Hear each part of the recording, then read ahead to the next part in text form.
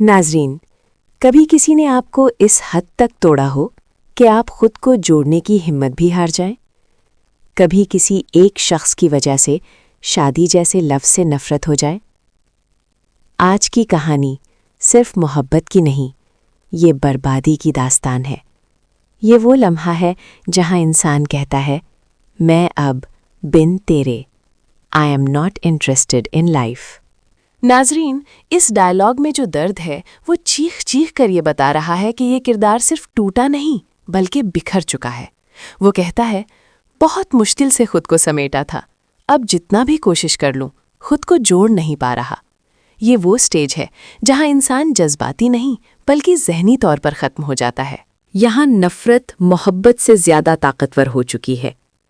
نفرت کرتا ہوں تم سے، تمہاری سوچ سے بھی زیادہ۔ یہ جملہ ثابت کرتا ہے کہ زخم اتنا گہرا ہے کہ اب یادیں بھی سزا بن چکی ہیں۔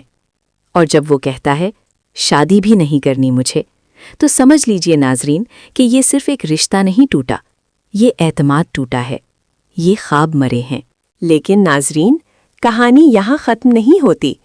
وہ خود مانتا ہے، دل کرے کبھی تو ملنا، یعنی نفرت کے باوجود دل اب بھی کمزور ہے۔ محبت مرا نہیں، بس زخمی ہے۔ یہی اس ڈرامے کی اصل خوبصورتی ہے کہ یہاں کوئی مکمل ولن نہیں، سب اپنی اپنی جنگ ہارے ہوئے ہیں۔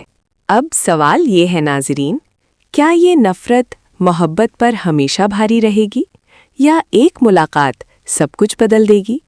کیا یہ کردار پہلے جیسا بن پائے گا یا پہلے سے بھی زیادہ برباد ہو جائے گا؟ ویڈیو پسند آئے تو لائک ضرور کریں، چینل کو سبسکرائب کریں اور کامنٹ میں ضرور بتائیں، کیا نفرت واقعی محبت سے زیادہ طاقتور ہو سکتی ہے؟